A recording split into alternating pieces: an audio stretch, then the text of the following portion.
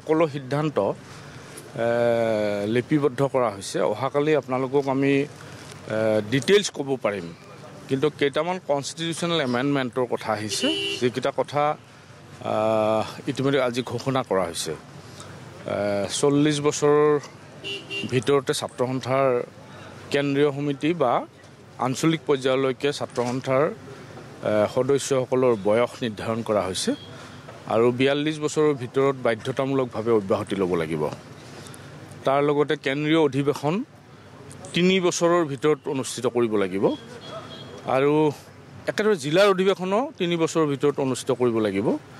তাৰ পিছৰ 3 মাহ তেওঁলোকে পাব আৰু সেই 3 মাহৰ ভিতৰত অধিৱেশন অনুষ্ঠিত নকৰিলে আপুনি সেই কাৰ্যকাল ভংগ হৈ যাব, সেই কাৰ্যনিৰ্বাহকখন ভংগ হৈ যাব আৰু সেইখিনি সময়ত সন্থাৰ উপসভাপতি কেইগৰাকী, সহকাৰী সাধাৰণ সম্পাদক কেইগৰাকী আৰু যি উপদেষ্টা থাকিব, উপদেষ্টা মণ্ডলীয়ে পৰৱৰ্তী অধিৱেশনৰ দিন ঠিক কৰি অধিৱেশন পাতিব লাগিব।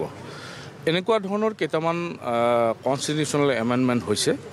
আগতে আৰু এটা মূল কথা হৈছে যে কেন্দ্ৰীয় সমিতিলৈ আহিবলৈ হ'লে বিষয় বা পাবলৈ ন্যূনতম স্নাতক উত্তীৰ্ণ হ'ব লাগিব। কেন্দ্ৰীয় সমিতিলৈ আহিবলৈ স্নাতক হোৱাটো বাঞ্ছনীয় আৰু বিষয় বা পাবৰ কাৰণে ন্যূনতম স্নাতক উত্তীৰ্ণ হ'ব লাগিব। গতিকে মূলতঃ এইকেইটাই আৰু কেইবাটাও সৰু সৰু সংশোধন কৰা হৈছে। আগতে এতিয়া যিহেতু ডিষ্টেঞ্চ এডুকেশ্যন বা অ'পেন লাৰ্ণিং আহিল, গতিকে আমি আগত যিবিলাক শিক্ষানুষ্ঠানৰ নিয়মীয়া ছাত্ৰ হ'ব লাগিব, এনেধৰণৰ যিবোৰ কথা আছিল, সেই কথাবোৰ বাদ দি যিকোনো শিক্ষানুষ্ঠানৰ ছাত্ৰ হ'ব লাগিব। সেইধৰণে আমি সৰু সুৰা সংশোধন, সেইবোৰ বেলেগ নাই। তো মূল কথা এইকেইটাই যে বয়সৰ এটা ঊৰ্ধ্বসীমা নিৰ্ধাৰণ কৰা হৈছে। এতিয়া ছাত্ৰ সন্থা কৰিবলৈ অহা যিসকল নতুন প্ৰজন্মৰ ছাত্ৰ সন্থাৰ কৰ্মকৰ্তা, তেওঁলোকে জাষ্টিছ পাব, তেওঁলোকে লিডাৰশ্বিপ পাব পাৰিব আৰু কম সময়ৰ ভিতৰতে মই কৈছোঁৱেই যে এগৰাকী ছাত্ৰই MA পাছ কৰিবলৈ 25 বছৰৰ পৰা 27 বছৰৰ ভিতৰত, যিহেতু সেইটোৱে মূল সময়, তেওঁলোকে 40 বছৰলৈকে তেওঁলোকে যিহেতু ছাত্ৰ সন্থাত কটাব পাৰিব আৰু 42 বছৰৰ ভিতৰত তেওঁলোকে বাধ্যতামূলকভাৱে অব্যাহতি ল'ব লাগিব। এই কথাবোৰে মই ভাবোঁ নতুন প্ৰজন্মক উৎসাহিত কৰিব, আকৰ্ষিত কৰিব আৰু ছাত্ৰ সন্থা সংগঠনটোক আৰু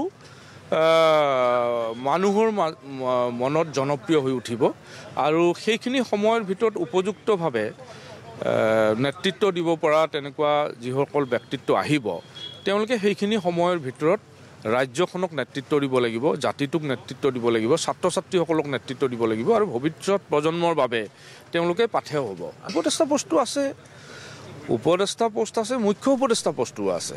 কনষ্টিটিউশ্যনত সেই এমেণ্ডমেণ্টটো যিহেতু যোৱা দুৰ্নয় অধিৱেশনত হৈছিলে, তাৰপিছত মুখ্য উপদেষ্টা পোষ্টটো আছে, কিন্তু সেই মুখ্য উপদেষ্টা পোষ্টটোতো এইবাৰৰ কাৰণে নহয়, ইয়াৰ নেক্সট যিখন কনফাৰেঞ্চ হ'ব তেতিয়াৰ পৰা সেই 40-42 বছৰে হ'ব।